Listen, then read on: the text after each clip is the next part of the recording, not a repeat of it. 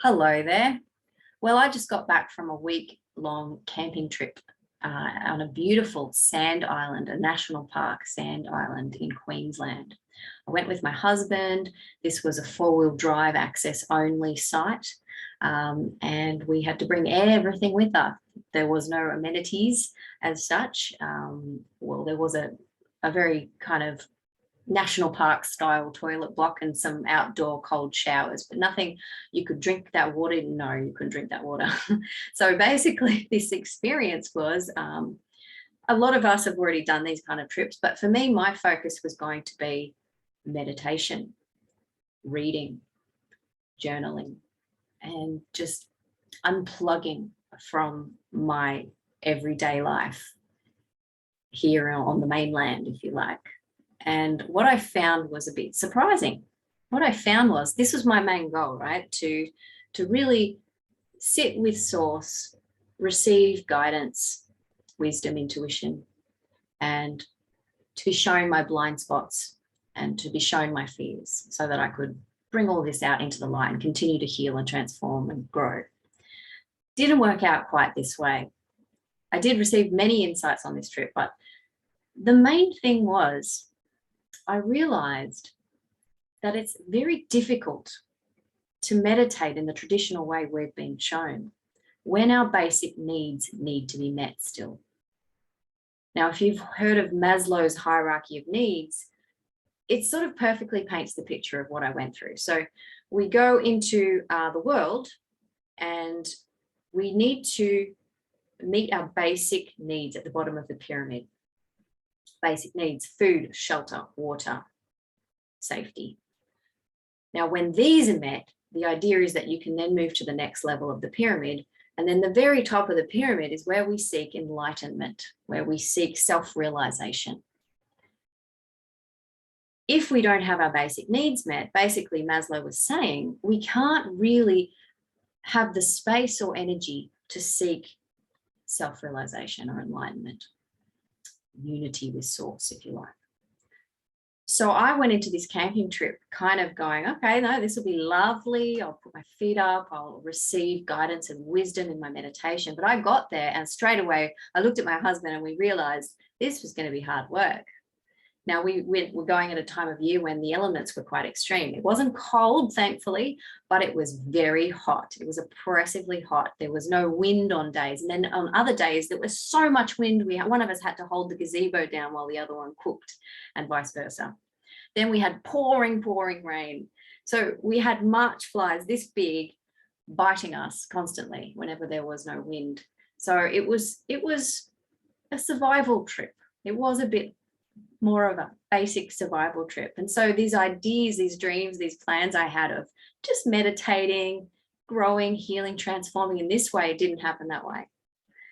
And one of the biggest insights I got was that I need to find a way of meditating, of communing with source that doesn't mean I just sit down on the ground, close my eyes, cross my legs, do some deep breaths and go into meditation, because we don't all have the luxury of being able to meditate that way. And it is a luxury. It's beautiful. It's nice to even have a meditation room, but we don't all have that. And in fact, a lot of us are living a life of survival. And who knows, that may increase. I don't know. But all I can say is we need to have the flexibility to be able to meditate and commune with source no matter what's going on in our lives.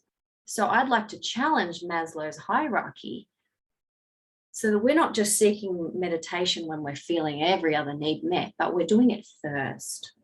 And that's what I realized. I realized that my dream, my desire is to be in commune with source in every moment of my waking life and my sleeping life, but to be in unity, to walk the path, to hold that bliss, that unshakable inner peace.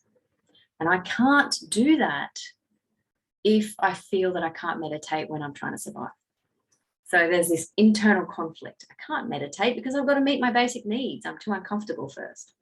And so this was a real challenge that I realized was really important, especially for all of us at this time in the world when everything's really uncertain. A lot of us are getting to needing to meet some of our basic survival needs, and it's distracting us in our lives.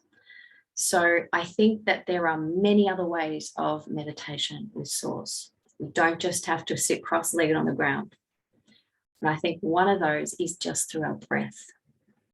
So remembering that the breath is a sign of our pure loving awareness, our consciousness. What is breathing life into this avatar, into this mind and body, in this human experience, is Source.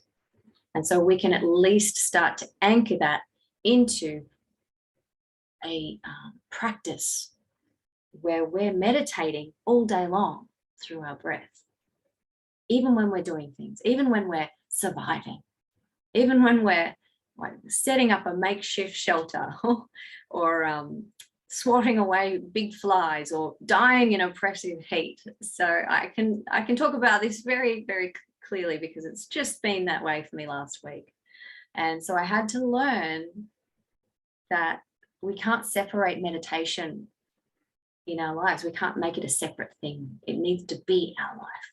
We need to walk in that, walk in meditation. Now, I know there's a lot of walking meditations that might be a good bridge to practice that towards living a life of meditating constantly. So yes, that was my biggest insight and my biggest challenge the last week on camping trip.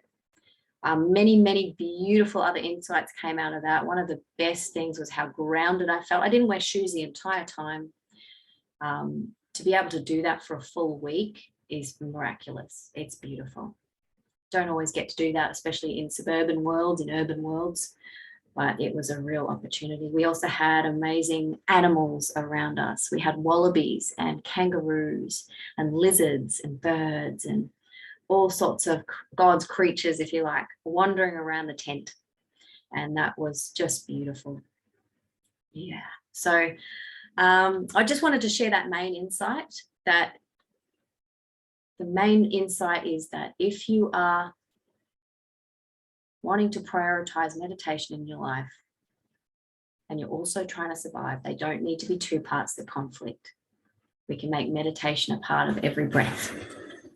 So I hope this has inspired you. Please like, subscribe, comment if you've got any comments of how you are able to integrate meditation into your life, even during hard times.